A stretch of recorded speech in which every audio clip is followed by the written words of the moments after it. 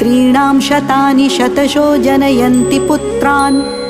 नान्यासुतं त्वदुपमं जननी प्रसूता सर्वादिशो दधति भानि सहस्ररश्मिं प्राच्येव दिग्जनयति स्फुरदंशुजालम्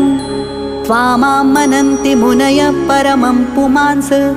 मादित्यवर्णममलं तमसः पुरस्तात् त्वामेव सम्यगुपलभ्य जयन्ति मृत्युं नान्यः शिवपदस्य मुनीन्द्रपन्था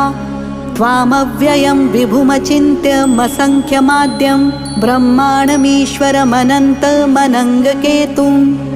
योगीश्वरं विदितयोगमनेकमेकं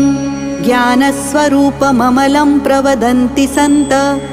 बुद्धस्त्वमेव विबुधार्चितबुद्धिबोधात् त्वं शङ्करोऽसि भुवनत्रयशङ्करत्वात् धातासि धीर शिवमार्ग